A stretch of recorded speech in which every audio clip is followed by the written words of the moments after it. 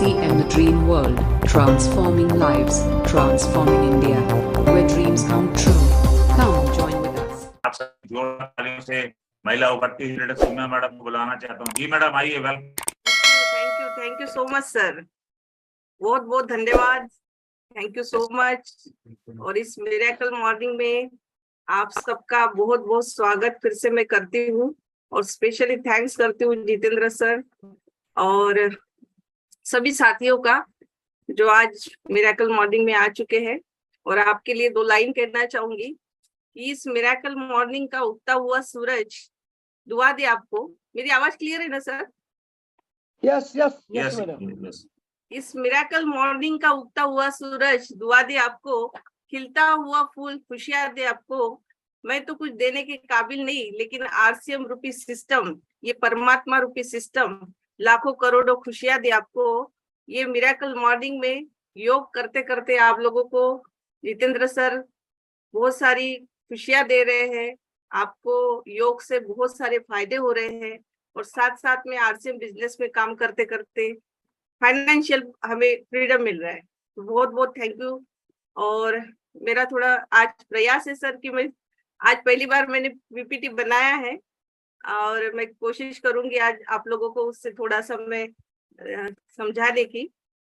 तो सर अगर मेरा पीपीटी आया तो थोड़ा सा बताइएगा सर।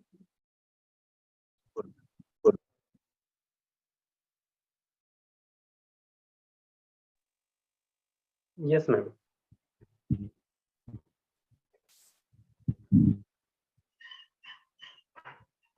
सर आ रहा है? बिल्कुल बिल्कुल। Yes ma'am.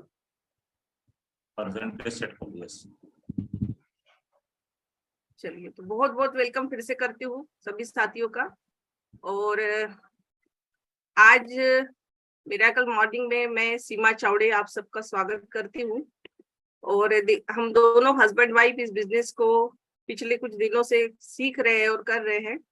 और इस यात्रा में जिन सभी सफल साथियों का जिनका हमें सहयोग मिला, उन सभी साथियों को थैंक्स करते हुए सबसे पहले हमारे भाग्य विधाता हमारे टीसी सर को बहुत बहुत धन्यवाद, क्योंकि इन्होंने इतना अच्छा प्यारा सिस्टम बनाया और हमें दिया, जो कि आज हम सक्सेस होकर इस स्टेज पे बात कर रहे हैं। तो ये सबकी मतलब शुरुआत जो हुई है वो टीसी सर की वजह से हुई है, क्योंकि टीसी सर ने ये अच्छा सिस्टम नहीं लाया होता तो आज हम यहाँ पे बात भी नहीं करते। उसके बाद में हम महिलाओं का समझने वाले, मन को समझने वाले, महिलाओं की बातों को समझने वाले हमें बीसी सर, जिन्होंने 1 PM में हमें स्टेज दिया, फिर मिरेकल मॉर्निंग में भी आज हमको मौका मिला। ये सब कुछ हमारे भाग्य विधाता हमारे भागचंद छाबड़ा सर, एक बार इनके लिए सर जोरदार ताली होनी चाहिए, क्योंकि आज इनकी वजह से हम यहाँ पे बात कर पा रहे हैं।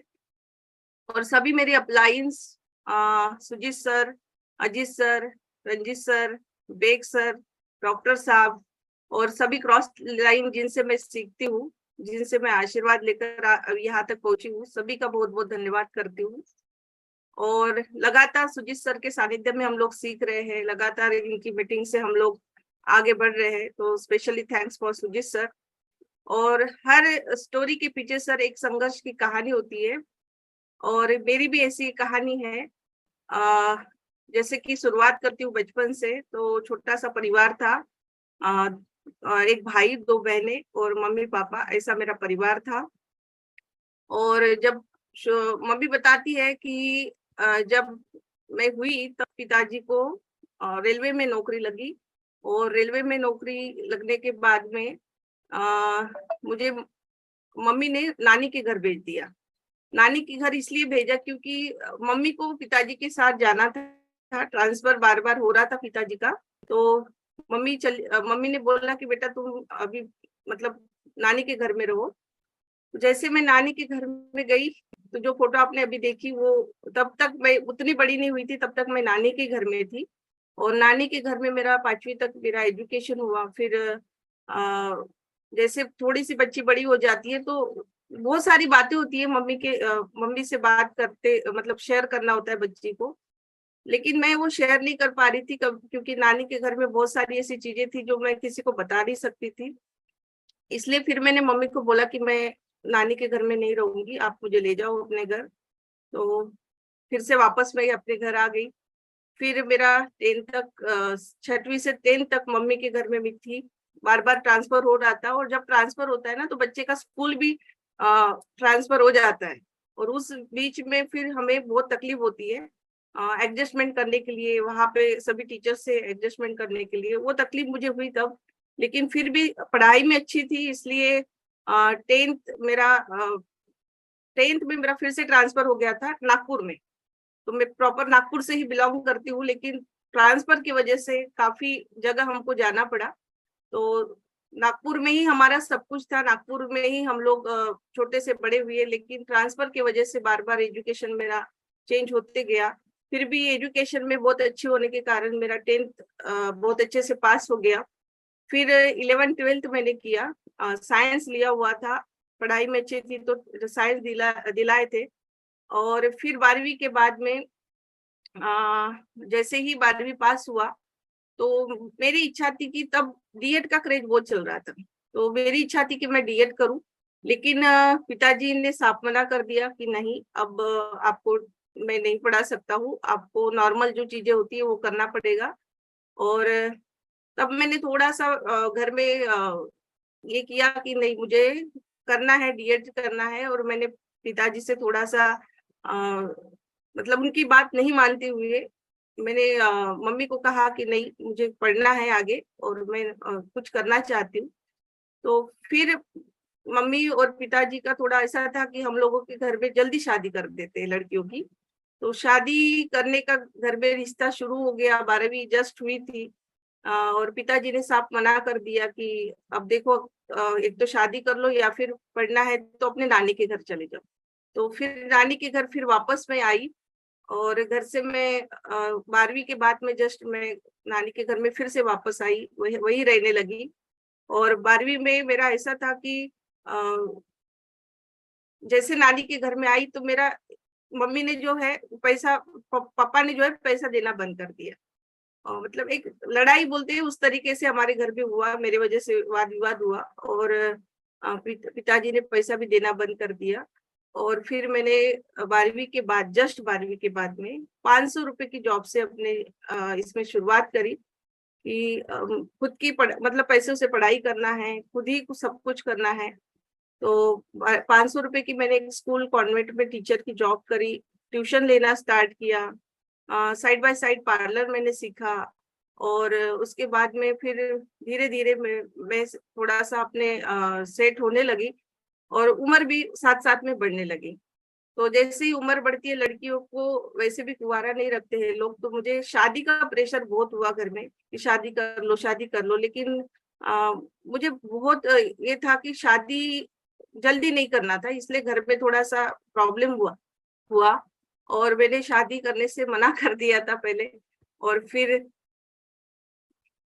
स्क्रीन आ रहा है चालू हुआ जी। जी जी जी। तो तभी फिर सर ऐसा था कि सर मेरे जीवन में आए, और घर वालों ने शादी कर दी, संजय सर मेरे जीवन में आए। और संजय सर जब मेरे जीवन में आए तो सर होटल इंडस्ट्री में काम करते थे, मैनेजर की अच्छी पोस्ट थी। बहुत अच्छा जीवन मेरा शादी के बाद में चल पड़ा था। और संजय सर से मैंने एक शर्त रखी थी कि शादी के बाद आप मुझे पढ़ाओगे और मुझे आगे बढ़ाओगे। तो सर ने वो चीज मानी थी, और सर ने मुझे शादी के बाद में डीएड करवाया, ग्रेजुएशन मेरा हुआ शादी के बाद में, और बहुत अच्छे से चल रहा था। लेकिन उसी समय पे एक ऐसा हुआ कि सर का एक मेरे मोबाइल में एक मैसेज आया, और वो मैसेज में लिखा था कि 1 करोड़ की लॉटरी आपको लग गई है, तो आप इनसे थोड़ा सा बात कर लीजिए। और वो मैंने नंबर क्या किया, सर को दे दिया, और सर ने क्या किया, उनसे बात करी। और सर ने उनसे बात करके पता नहीं क्यों विश्वास हुआ सर को, और सर ने उनको पैसा ट्रांसफर करना शुरू किया। सर ने बहुत मतलब तब किसी से बात नहीं करी, पता नहीं क्या हो गया था, लेकिन दिमाग काम करना बंद कर दिया था। और सर ने 2.5-3 लाख रुपए उस व्यक्ति को दे दिए। उस समय में मेरे गहने बेच दिए, मैंने मायके से थोड़ा उधार लिया, लोगों से उधार लिया। और वो चीज जो थी वो हमारे जीवन में बहुत ही मतलब ऐसा हुआ कि हम लोग काफी डिप्रेशन में चले गए, क्योंकि वो पैसे हमारे पूरे के पूरे डूब चुके थे। और उस व्यक्ति ने इस तरीके से बेवकूफ बनाया था कि हम लोग कहते, और सर ऐसा था कि सर थोड़ा सा उस वक्त समझ नहीं पा रहे थे, तो सर ने मुझे कहा कि मैं एक तो उस व्यक्ति को मार के आऊंगा या फिर मैं घर में लौटूंगा नहीं। तो वो समय ऐसा था कि सर कुछ भी कर सकते थे, और मैं भी समझ नहीं पा रही थी कि सर अगर चले जाएंगे तो मेरा क्या होगा। और वो मेरा डीएड का 2nd ईयर था, और मैं जस्ट प्रेग्नेंट भी थी, 8-9 महीने की प्रेग्नेंट थी। मेरा जस्ट खत्म होने वाला था डीएड का सेशन, और अभी करना ही है आगे कुछ, तो ये हादसा हो गया। तो सर ने जैसे ही मुझे बोला कि मैं चला जाऊंगा और वापस नहीं आऊंगा, तो मुझे डर लगा, और मैंने सर से कहा नहीं, ऐसा आप कुछ भी नहीं करोगे, क्योंकि उसी बीच हमारे जीवन में आरसीएम आया था। उसी बीच हमारे जीवन में आरसीएम 2010 की बात है, आरसीएम जस्ट एंट्री किया हुआ था, और हम लोग मतलब उसको सिर्फ यूजर बने थे, यूजर ही बने थे कि बस हमको समझ में नहीं आया। और ये चीज वक्त से लड़कर जो नसीब बदल दे इंसान, वही जो अपनी तकदीर बदल दे। कल क्या होगा कभी मत सोचो, क्या पता वक्त कल खुद अपनी तस्वीर बदल दे। इस तरीके से हमारे जीवन में आरसीएम आया, और आरसीएम जैसे ही आया तो सर ने कहा कि ठीक है, आरसीएम से हम कुछ करते हैं, मतलब कुछ भी रास्ता नहीं समझ में आ रहा था, तो आरसीएम ही हमारे पास एक रास्ता था जिससे हमारा जीवन सुधर जाए। तो मुझे विश्वास नहीं हो रहा था, तभी बेग सर मेरे घर में आते हैं, और बेग सर मुझे बताते हैं कि मैडम इस बिजनेस से आप बहुत कुछ कर सकते हो, आपका जीवन बदल सकता है, लेकिन आप इस बिजनेस को करोगे तभी सर ने कहा कि ठीक है, मैं करके देखता हूँ। और मुझे विश्वास नहीं हो रहा था, इसलिए मैंने सर की बातों को मैंने बोला ठीक है सर, आप आज तो बोल रहे, लेकिन आज अपने अकाउंट में 500 रुपए भी नहीं आते तो कल पता नहीं क्या होगा। तो मैंने अपना फिर से जॉब शुरू कर दिया। मेरा इंटर्नशिप उसी समय लग गया था, तो इंटर्नशिप 6 महीने का होता है, तो वहां पे मात्र 3,000 रुपये महीने का मुझे मिल रहा था। और 3,000 रुपये कमाने के लिए मैं मेरे बच्चे को, सिर्फ 12 दिन का मेरा बच्चा था, और वो 12 दिन के बच्चे को मैंने झूले में डालकर नानी को वहां पे रखकर मैं स्कूल में जाती थी पढ़ाने के लिए। और इस तरीके से हमने उस परेशानी से बाहर निकले। और उसी समय फिर धीरे धीरे जो आरसीएम का क्रेज हमारे घर में बढ़ने लगा, अपलाइंस आने लगी, कभी सर काम करने लगे तो थोड़ा सा सर के साथ में अचीवमेंट्स आने लगी।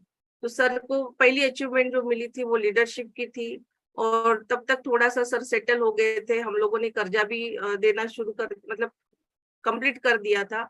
और उसी समय फिर मुझे ऐसा लगा कि नहीं, आरसीएम से मेरा जीवन बदल सकता है। और तभी सर का होटल में नौकरी करते करते पार्ट टाइम में सर ने रॉयल्टी किया। और जब रॉयल्टी हुआ था तो मैं कभी स्टेज पे तब तक नहीं गई थी, तब तक मैंने कभी स्टेज से नहीं बोला था। और फर्स्ट टाइम जब रंजीत सर ने मुझे बोला कि मैडम आप कुछ बोलिए, तो मैं शर्मा के मैं बोली सर मैं कुछ नहीं बोल सकती हूँ, आप सर को बोलने दीजिए। और डी सर के हाथों से हमारा तब का सेलिब्रेशन हुआ था। लेकिन धीरे धीरे अभी आरसीएम का रंग हमारे पे चढ़ने लगा था, हम लोग आरसीएम के सेमिनार में जाने लगे, टीम को साथ में लेके जाने लगे, अपलाइन से हम लोग मिलने लगे, कोई भी सेमिनार हो हम मिस नहीं करते थे। ये हमारे वत्सर है जिनसे हम सीखते हैं, इनके सेमिनार में हम गोंदिया गए थे, वहां पे हम लोगों ने इनका सेमिनार अटेंड किया। नागपुर जब आए तो पूरी टीम के साथ में इनका सेमिनार अटेंड किया। और तभी एक मौका मिला था मुझे सर के साथ में दिल्ली जाने का, तो बाय एरोप्लेन सर मुझे लेके गए, तो वो मेरे लिए बहुत अच्छा एक्सपीरियंस था। और जब सर ने ताजमहल दिखाया, घूमने हम लोग गए, फर्स्ट टाइम था मेरा ये घूमने का। और तभी ऐसा लग रहा था कि आरसीएम में बहुत मजा आ रहा है, तो बहुत अच्छे से हम लोग आरसीएम कर रहे थे। और जब मैं टीचर थी तो देखिए मैं चश्मा लगाती थी, मेरे पास ये फोटो मुझे मिला, तो मैंने ये फोटो इसलिए लगाया कि ये रिजल्ट है मेरा न्यूट्री चार्ज का, कि मैं पहले बिना चश्मे के 1 मिनट भी नहीं रह सकती थी। लेकिन जैसे ही मैंने न्यूट्री चार्ज का लगातार सेवन करती रही तो मेरा चश्मा एकदम से निकल गया। आज मैं बिल्कुल भी चश्मा नहीं लगाती हूँ। तो रॉयल्टी तक जो सफर था मेरा बहुत अच्छा था। लेकिन जैसे ही लॉकडाउन आया, लॉकडाउन के पहले सर ने रॉयल्टी जब थे तो सर ने बोला कि आप भी हमें टेक्निकल जाना चाहिए और उसके लिए सर ने मुझसे काउंसलिंग करके बोला कि हम क्या नौकरी छोड़ दे। तो मैंने कहा कि अगर आपको ऐसा लगता है कि नहीं, अगर हम लोग नौकरी छोड़कर ये बिजनेस सेट कर सकते हैं, तो सर ने जस्ट लॉकडाउन के पहले नौकरी छोड़ा था और बाद में फिर लॉकडाउन लग गया, और जैसे ही नौकरी छोड़ा और इधर लॉकडाउन लगा। सर मेरी आवाज आ रही है? यस यस मैडम, बिल्कुल बिल्कुल। नौकरी छोड़ा और लॉकडाउन आया, तो आप देखिए स्थिति क्या थी कि सर की जो जॉब थी सर ने क्विट कर दी थी, तो वो पैसा तो पहले ही बंद था, और जैसे ही लॉकडाउन आया तो हमारे आरसीएम का पैसा हमारा कंटिन्यू चालू था।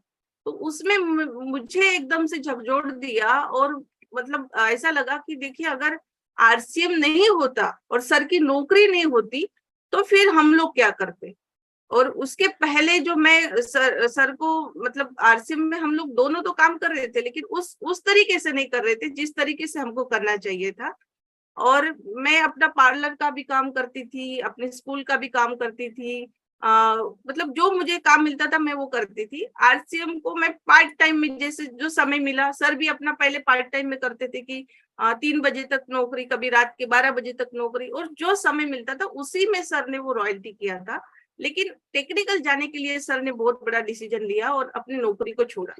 और जैसे ही नौकरी को छोड़ा और लॉकडाउन लगा तो बिल्कुल रास्ता नजर नहीं आ रहा था, ऐसा लग रहा था कि अब पूरे भारत बंद हो गया है तो क्या होगा। तो बोलते हैं ना कि रास्ता अगर आप लोग ढूंढ लेंगे तो वो रास्ता भी नजर आ जाता है। उसी तरीके से हम सोचते ही रह गए, लेकिन जैसे सोचने से बोलते हैं ना कुछ नहीं होता, एक्शन लेने से होता है। तो हम लोगों को जैसे झूम आया हमारे जीवन में, जैसे आज हम लोग झूम पे ये कर रहे हैं, झूम हमारे जीवन में आए, तो तब सर ने बोला कि आप घर बैठे बैठे टीम को संभालो, टीम के साथ में आप कनेक्ट हो जाओ। तब तक मैं टीम से उतना कनेक्ट नहीं थी जितना मैं लॉकडाउन में कनेक्ट हुई। और जैसे ही टीम के साथ कनेक्शन बना तो हमारे पास बहुत सारे सीखने के लिए बहुत सारी चीजें थी। तो मैंने पीक्यूसी भी अभी अभी किया है, क्योंकि मेरा पार्लर था तो मुझे ऐसा लगता था कि मुझे जरूरत नहीं है, लेकिन पीक्यूसी ये अलग चीज है, और आरसीएम के प्रोडक्ट को जाने के लिए पीक्यूसी करना जरूरी था, तो मैंने पीक्यूसी किया। और जैसे ही बोलते हैं ना कि नौकरी छोड़ दो, मैंने पार्लर को छोड़ दिया, फिर धीरे धीरे मैंने अपने पार्लर को भी बंद कर दिया, क्योंकि इनकम हमें यहाँ से जब आ रही थी तो हमने पूरा का पूरा रिस्क लिया। और ये मतलब हम दोनों का ऐसा देख के लोग हमको कुछ ना कुछ बोलने लगे। तो ये आपको पता है कि सब लोग जब कुछ ना कुछ हम लोग बोलते ही है कि ये गधा वाली कहानी हमारे पे बहुत फिट होती है कि हम दोनों हस्बैंड वाइफ जब काम करते थे तब भी लोग बोलते थे, जब हम हस्बैंड वाइफ काम बंद कर दिए तब भी लोग बोलते हैं, आज भी लोग बोलते हैं। तो लोगों का काम है बोलना, हम कुछ भी करें लोगों का काम होता है बोलना। तो ये गधे की जो स्थिति, गधे की जो स्टोरी है वो हमारे ऊपर फिट होती है। और समस्या देखकर जीवन में कभी हार मत मानो, क्या पता इसी समस्या के अंदर तुम्हारी एक बड़ी शुरुआत छुपी हो। अगर कष्ट बड़ा है तो कामयाबी बड़ी मिलेगी। ये बात बिल्कुल मुझे सटीक लगती है, क्योंकि सच में इतना बड़ा हमारे ऊपर टेंशन आया था। उस समय ऐसा था कि हम लोगों के पास 1 रुपया भी नहीं था, और तभी मेरा बच्चा छोटा था, तभी मेरा ऐसा कंडीशन था कि हम लोग मतलब क्या करें। वो समय बहुत मुश्किल वाला समय था, लेकिन बोलते जितना बड़ा कष्ट होगा उतनी बड़ी आपको कामयाबी मिलेगी।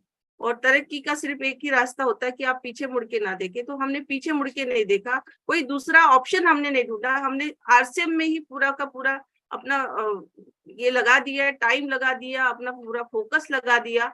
उसके वजह से हमारे जीवन में बहुत सारे जो हमारे गोल्स थे, जो गोल्स हम लोग बनाते हैं, वो गोल्स जब हम लोग लेकर चलते हैं तो हमें बहुत सारे रिजेक्शन मिलते हैं, सोसाइटी कुछ ना कुछ बोलती है, रिलेटिव्स कुछ ना कुछ बोलते हैं। मेरी खुद की मम्मी, मेरा भाई इतना मुझे ये करते हैं कभी कभी कि आप दोनों पागल हो गए क्या, आप दोनों को कुछ दिखता नहीं है क्या, आरसी में है क्या, और नौकरी क्यों छोड़ दी। मम्मी को थोड़ा सा बुरा लगता है, तो बहुत सारी चीजें हमको मिलती है। लेकिन इन सब के बीच में हमने हार नहीं मानी, और मुश्किल नहीं है कुछ दुनिया में, तू जरा हिम्मत तो कर, ख्वाब बदलेगी हकीकत में, तू जरा कोशिश तो कर। ये बात को हम लोगों ने अपने जीवन में उतारा। और बोलते हैं ना कि पुरस्कार प्रयासों को नहीं मिलते हैं, परिणामों को मिलते हैं। तो जब तक मेरा टेक्निकल नहीं हुआ था तब तक ये ऐसा था कि काम तो कर रहे थे, रॉयल्टी भी आ रही थी घर में लगातार, लेकिन जब तक टेक्निकल नहीं हुआ था तो हम असमंजस में थे कि क्योंकि मैंने सुना हुआ था कि टेक्निकल जाने के बाद ही लाइफ अच्छा होगा, और ये प्रयास करते करते, सर के साथ काउंसलिंग करते करते, मीटिंग सेमिनार जाते जाते हमारा टेक्निकल का पिन लॉकडाउन में आया। ये बहुत बड़ी बात थी हमारे पास, क्योंकि तब तक हम लोग लॉकडाउन तक तो ऐसा लग रहा था कि अब जीवन में क्या होगा, कैसे होगा, लेकिन जैसे ही लॉकडाउन आया तो हमारा बिजनेस बढ़ा, हम लोगों के पास पल की पिन आई, और इस तरीके से हम लोग जब पल की पिन आई तो तभी हमारा एक मुन्नार का जो टूर था न्यूट्रीचार्ज की तरफ से, वो हमने अचीव किया, और वहां पे हमने बहुत अच्छा एंजॉय किया। फिर उदयपुर का जो टूर मिला था वहां पे भी हमने एंजॉय किया, वहां पे भी, और मेरा कॉन्फिडेंस वापस आ गया, और मैं अब टीम के साथ में पूरी की पूरी कनेक्ट हो गई, पूरी टीम को अपने साथ में लेकर लेडीज की एक बड़ी सी टीम बना ली। और ये देखिए, हम लोग मुंबई गए थे किसोल के जोनल सेलिब्रेशन में, वहां पे हम लोगों ने, मैं अकेली पूरे लेडीज को लेकर गई थी, ये बहुत अच्छा एक्सपीरियंस था। हम लोग वाराणसी गए थे जहाँ हमारा सेलिब्रेशन हुआ, तब भी मैं टीम के साथ में लेकर गई। भिलवाड़ा हम लोग गए IFC क्लब में, वहां पे हम टीम के साथ में थे। अब टेक्निकल के बाद में स्टेज पे धीरे धीरे नाम मिलने लगा, पहचान मिलने लगी। कोई भी सर आते तो वहाँ पे जिम्मेदारी के साथ काम करने के लिए जब बोलते हैं बिग बैडन, तो वो हमें अच्छा लगता है। हम जब मुन्नार गए थे तो वहाँ का जो वेलकम था वो बहुत ही शानदार था, और मैंने अपने अंदर की ताकत पहचान ली थी। और जो महिलाएं अपनी शक्ति को पहचान लेती है, सफलता उनकी कदम चूमती है, ये बात मुझे अच्छी लगती है। और ऐसा ही मेरे साथ हुआ, क्योंकि जिंदगी आपको बहुत कुछ देने के लिए तैयार है, लेकिन शर्त यह है कि उसके लिए आपको काबिल बनना पड़ेगा। और ये मैंने शुरुआत करी अपने किसोल से। मैंने किसोल से लेडीज से बात करना, लेडीज को ट्रेनिंग देना। ये IFC क्लब की जब हम गए थे भिलवाड़ा तब की फोटो है, ये मीटिंग्स मैं लेती हूँ उसकी फोटो है। ये मेरी लेडीज जो धीरे धीरे अचीवमेंट की तरफ चल रही है, एक लेडी जो ऑलरेडी पिंक कोड ले चुकी है, बाकी लेडीज का 10 लेडीज का मेरा PQC कंप्लीट है, बस जोनल सेलिब्रेशन अभी होना बाकी है, और मेरा भी उसमें नंबर है और मेरी लेडीज का भी नंबर है। बहुत जल्द ये फोटो आपके पास आएंगी। और ये हम लोग सर के साथ में वाराणसी गए थे तब का फोटो है, ये भिलवाड़ा का है। ये अजीत सर की मैडम है, जब गंगा आरती हम लोग वाराणसी में गए थे तब हमने फोटो खींची थी। ये अभी भिलवाड़ा में हम संकेत सर से मिले थे तब का ये फोटो है। उदयपुर हमने अचीव किया, एरोप्लेन में बैठने का बहुत अच्छा एक्सपीरियंस रहा। ये जोनल सेलिब्रेशन में मैंने पार्टिसिपेट किया था एज अ वेलकम करने के लिए प्रियंका मैडम को, तब का ये फोटो है। और सच माने तो ये खेल बहुत बड़ा है, RCM ये खेल बहुत बड़ा है, लेकिन इसके लिए हमें प्रोफेशनल बनना पड़ता है, और अपने सपनों को सपनों में जान है तो उड़ान भरने के लिए ये मौका है RCM। और अगर आपके सपने बड़े हैं तो आपको यहाँ पे बिना सीखे कुछ नहीं मिलेगा, आपको सीखना पड़ेगा। आपके अगर गोल्स बड़े हैं तो आपको सीखना पड़ेगा, और रेगुलर लर्निंग ही आपके गोल्स के बीच का एक ब्रिज होता है। और यहाँ पे आपको कंफर्ट जोन को छोड़कर अपने रिस्क को लेकर अभी ग्रोथ की तरफ बढ़ना है। और हार तब नहीं होती है जब आप गिर जाते हैं, हार तब होती है जब आप उठने से इनकार कर देते हैं। देखिए आजकल हम लोग एडवर्टाइज क्या देख रहे हैं सोशल मीडिया में, कि एक एक्टर क्या कर रहा है, गुटखा खिला रहा है, क्रिकेटर क्या कर रहा है, जुआ खिला रहा है, और हम नेटवर्कर क्या कर रहे हैं, लोगों के करियर सेट कर रहे हैं। तो ये बहुत बड़ी बात है। जो चीज लोग मतलब एक फेमस व्यक्ति करना चाहिए, एक सेलिब्रिटी को करना चाहिए, वो काम हम लोग कर रहे हैं। तो हमारे लिए तो ये बहुत बड़ी बात है, ये बहुत बड़ी चीज है समझने वाले के लिए। पहचान से मिला काम थोड़े समय तक ही टिकता है, लेकिन काम से मिली पहचान उम्र भर रहती है। तो ऐसे ही हमारे वत्सर बोलते हैं कि आपकी मेहनत ही आपकी पहचान है, वरना एक नाम के लाखों लोग इस संसार में हैं। तो जरूरी नहीं है कि इस संसार में सभी लोग ऊंचा नाम करेंगे, लेकिन आपकी मेहनत, आपकी स्ट्रगल, आपकी कामयाबी आपका नाम इस दुनिया में रोशन करती है। सफलता कभी भी पक्की नहीं होती, और असफलता भी कभी अंतिम नहीं होती। इसलिए अपनी कोशिश को तब तक जारी रखो जब तक आपकी जीत एक इतिहास ना बन जाए। और इसी बात को सही मायने में अगर RCM में अभी शुरुआत हुई है, नई युग की शुरुआत हुई, नई अध्याय की शुरुआत हुई है, और आप सब भी कर सकते हैं। कंपनी ने बहुत अच्छा नारा दिया है, चलना नहीं चढ़ना है, हर दिन आगे बढ़ना है। इसी नारे के साथ में हम लोगों को आगे बढ़ना है। हम खुद भी इस नारे के साथ में आगे बढ़ेंगे, और जिंदगी बहुत कुछ आपको देती है, घूमने फिरने का मौका देती है, बहुत सारी चीजें, हमें स्टेज पे सम्मान मिलता है। और ये मेरा ड्रीम जो बहुत सालों से अधूरा था, क्योंकि सिटी में, नागपुर जैसे सिटी में मेरा खुद का फ्लैट नहीं था। अभी मैं जिस फ्लैट में रहती हूँ रेंट पे है, लेकिन ये अभी नया बिल्कुल 30 लाख का फ्लैट सर ने बुक किया हुआ है आरसीएम के पैसे से, और ये बहुत जल्द इसमें हम लोग जाने वाले हैं। और बहुत सारी चीजें, जैसे कार का सपना हमारा पूरा होने वाला है। अभी तो असली मंजिल पाना बाकी है, अभी तो इरादों का इम्तिहान बाकी है, अभी तो तोली है मुट्ठी भर जमीन, अभी तोलना आसमान बाकी है। इन्हीं शब्दों के साथ में ये जो ड्रीम प्रोजेक्ट बीसी सर ने हमें महिलाओं को दिया है कि आप ऐसा कुछ करें कि बस ये दिल्ली में जो सेलिब्रेशन होगा वहां पे सिर्फ महिलाएं होगी, स्टेज पे जो होगा वो सब कुछ महिलाओं के हाथों में होगा अरेंजमेंट। तो ये सपने के लिए मुझे काम करना है और ऐसे ही हमें आगे बढ़ना है। थैंक यू सो मच, आप सबने मुझे सुना, उसके लिए बहुत बहुत थैंक यू। सक्सेना सर, बहुत बहुत आपको भी धन्यवाद, आपने मुझे इनवाइट किया। और जितेंद्र सर का भी बहुत बहुत धन्यवाद, सभी साथियों का बहुत बहुत धन्यवाद जिन्होंने मुझे सुना। और इन अपनी वाणी को मैं यही विराम देती हूँ। Thank you so much sir. JRCM। जी, बहुत बढ़िया। एक बार मैडम के लिए जोरदार ताली बजाएं। मैडम ने बोला कि पहली बार पीपीटी शेयर किया है, बहुत ही शानदार तरीके से आज आपके प्लेटफॉर्म में मैडम ने अपनी स्टोरी बताई और मैडम को पक चला। RCM, the dream world, transforming lives, transforming India, where dreams come true. Come